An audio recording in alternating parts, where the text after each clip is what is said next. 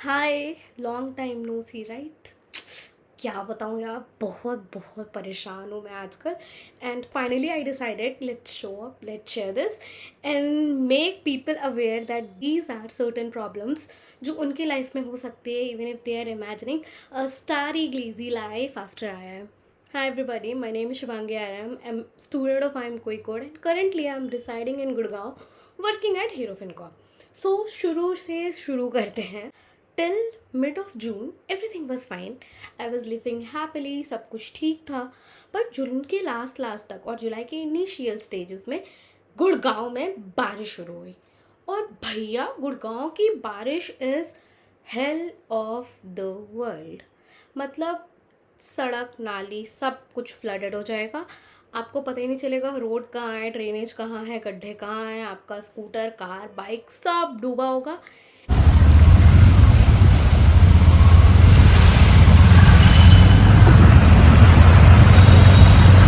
भैया गाड़ी के पीछे पीछे ही जाना.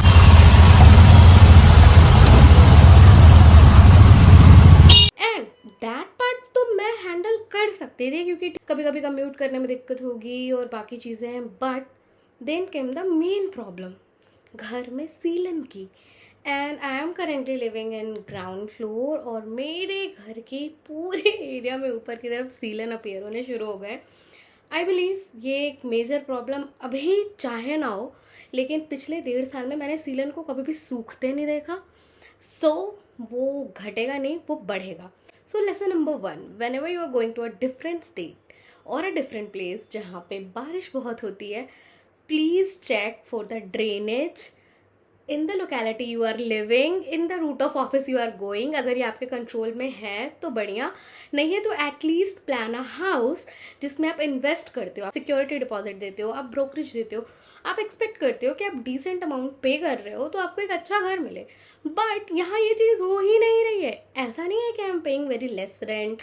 मैं बस डिस्टेंस के कारण, क्योंकि मेरे ऑफिस DLF डाउनटाउन में है, तो मैंने एक ऐसी लोकेलिटी चूज़ की जहाँ पर मुझे एक्चुअल नॉमिनल रेट में घर मिल जाए और फिर मैं अच्छे से रह सकूँ. And I rented a 2 BHK which is good till that part. But अभी इसमें प्रॉब्लम्स हो रही हैं, तो आपको एटलीस्ट घर की सीलन, प्लम्बिंग, ये सारी इश्यूज़ के बारे में पूछ लेना है जब भी आप न्यू सिटी में शिफ्ट हो रहे हो. अगर ओनर डिस्क्लोज नहीं करता है तो किसी टेनेंट से कम्यूट करके पूछ लीजिए, मगर पूछ लीजिए because right now me and my sister are spending extra hours after hour office hunting houses जो हमारी ऑफिस से पास में हो, क्योंकि डेली कम्यूट करना होता है. तो यहाँ आती है प्रॉब्लम नंबर 2. रोड्स तो बन गई हैं बट कार का काउंट और रोड का काउंट मैच ही नहीं करता है. वो रोड्स जो 8 लेन्स हैं उस पे भी एकदम फ्लडेड है गाड़ियाँ. मतलब 2.3 किलोमीटर का डिस्टेंस कवर करने में साहब मुझे ऑटो से प्रॉब्ली 40 to 45 मिनट्स भी लग जाते कभी कभी when it's not a raining day, क्योंकि पीक आवर्स होती, सारी गाड़ियों का फ्लो वैसे ही होते हैं एंड दिस इज़ नॉर्मल. और मेट्रो का रूट डेवलप्ड नहीं है गुड़गांव में, तो आप मेट्रो का रूट भी नहीं ले सकते हो. फिर मैं मैनेज करती हूँ, मैं नियरेस्ट मेट्रो स्टेशन तक चली जाती हूँ, वहाँ से वॉक करके चली जाती हूँ, ब्ला ब्ला जो भी चीज़ें कर सकती हूँ एज मच एज पॉसिबल. मगर फिर भी बहुत बार बहुत दिक्कत होती है. 5.4 किलोमीटर से आपको आने में कई बार 2 घंटे 2.5 घंटे भी लग जाते हैं. तो ऐसे सिचुएशन में यू प्रेफर कि जितना नज़दीक हो सके उतना नज़दीक हम कर लेंगे. बट यहाँ आ जाता है रेंट का इशू, क्योंकि सब यही सोचते हैं. ये तो लेटेस्ट न्यूज़ है. सो एवरीबडी इज़ थिंकिंग कि वो अपने ऑफिस के पास रहे, तो ये DLF डाउनटाउन, साइबर हब और आसपास जितनी भी ज़्यादा प्रॉपर्टीज़ ऐसी हैं जो कॉरपोरेट प्रॉपर्टीज़ हैं, मतलब वहाँ पर रेंटेड है सारे कॉरपोरेट्स के लिए, वहाँ पर और आसपास के रेजिडेंशियल एरिया जो कभी ज़ीरो वर्थ की थी वो भी अब बहुत ही हाई फाई और फैंसी रेट्स रखी हुई हैं रेंट के नाम पर, जिसके कारण यहाँ की 1 BHK की प्रॉपर्टी भी अगर आप फुल्ली फर्निश्ड देख रहे हो तो that decent property at a good location, not the best, not apartmental area और something like that, may cost you 35,000 rupees. यार दिमाग ख़राब हो गया है. मतलब आई हैव डिसाइडेड कि मेरे सैलरी का एक पोर्शन रेंट में जाएगा, एक पोर्शन TMI पे करने में जाएगा, एक पोर्शन डेली परचेजेस में जाएगा, जो भी था. But till the time I am finding the right home, क्योंकि मैं इस घर को तो नोटिस पीरियड दे चुकी हूँ कि भैया अगले महीने मैं जा रही हूँ किसी भी हाल में. I am just looking for a right property and then I just get my stuff shifted there. क्योंकि धीरे धीरे ही सही पर हो गया है मेरा. मैंने बहुत हर्ट और सोल पोर किया था इस घर को डेकोरेट करने के लिए, बट दीवारों में वो जो गीलापन आ रहा है वो मेरे मन को अब धीरे धीरे खा रहा है and I can't stand over it. इतने सुंदर कैंपस से आने के बाद मुझे नहीं लगता कि मेरे अंदर ये नेगेटिविटी बेयर करने की एनर्जी है. सो अपना घर बहुत ध्यान से चुनना ताकि आपको रेपिटेटिव चेंजेस ना करने पड़े. Second thing is the game of security deposit. They actually put you in a tenure of 6 months का लॉक इन पीरियड, 11 month का एग्रीमेंट, दिस दैट, बहुत सारे लॉस. और जब भी आपको आपके केयर टेकर या फिर मकान मालिक से सपोर्ट चाहिए होगा, इन 9 of the 10 cases they won't respond. I want you to comment अगर you think कि तुम्हारा मकान मालिक बहुत ही अच्छा है and he just keep an I on you, और जितनी भी प्रॉब्लम्स होती है वो फट से सॉल्व कर देता है. क्योंकि मेरा वाला तो सुनता ही नहीं है. और जब आएगा रेंट पे करने का डेट, तब वो जागेगा कि हाँ ठीक है, हमने प्रॉमिस किया था कि आपका एसी बनवा देंगे, हमने प्रॉमिस किया था कि आपका सोल्यूशन हो जाएगा. तब जा कर के मंथ एंड पे किसी भी चीज़ का सोल्यूशन होता है. बट सर रिजल्ट ओरिएंटेड होना ज़रूरी नहीं है, थोड़ा तो प्रोसेस और टाइम का ध्यान दो. तो ये भी है कि अपने सिक्योरिटी डिपॉजिट्स और ओनर को लेकर के चीज़ें क्लियर रखो. यहाँ पर security deposit is almost 1 or 2 month का रेंट वैल्यू जो आप उसको एडवांस में पे करते हो, and they don't adjust this in the last month of the rent. They expect you to pay. Notice period आपको 1 महीने की देनी है उसके बाद, और उसके बाद आपको पे करना है उसके लिए. उसके बाद वो देखेंगे घर में क्या मेंटेनेंस कॉस्ट काटनी है, पेंटिंग वेंटिंग, और उसके बाद वो 1 या 2 month का जो अमाउंट है उससे डिडक्ट करके आपको पैसे वापस करेंगे, जो पता नहीं किसको मिल रहे हैं ऑन टाइम. बिकॉज कई लोगों के मैंने इंस्टा, फेसबुक, ट्विटर हर जगह पे देखे, उनके भी एक्सपीरियंस मेरी तरह कुछ ज़्यादा अच्छे तो है नहीं. बट सिंस मेरा नोटिस पीरियड चल रहा है, अगर आप ये वीडियो देख रहे हो तो देखो मैंने हाईलाइट कर दिया है, आपको मेरा सिक्योरिटी फंड वापस करना पड़ेगा. और अभी तो रुको, क्लाइमैक्स अभी बाकी है. Now comes third and the most important thing guys. जैसे ही किसी रेंटेड अपार्टमेंट में एंटर करो, first thing you have to notice is बिजली का meter. So what actually happens, commercial property में एक कनेक्शन लेकर के डिफरेंट प्राइवेट मीटर्स भी कनेक्ट कर देते हैं कुछ लोग.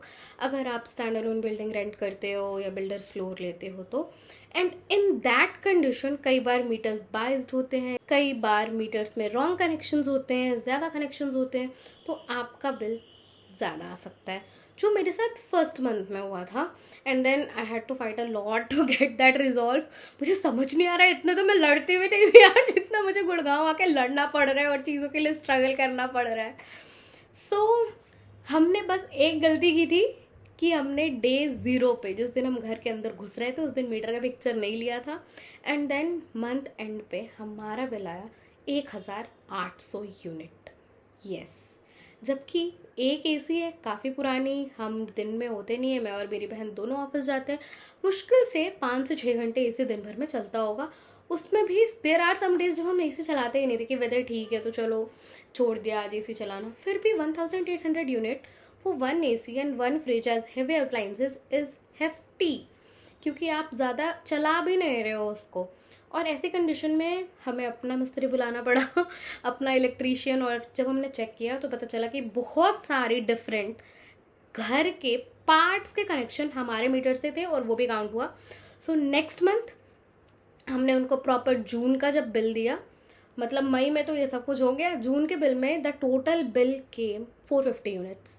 And then I had a very genuine conversation कि भैया देखा, मैंने कहा था आपके मीटर में गड़बड़ी है, बै.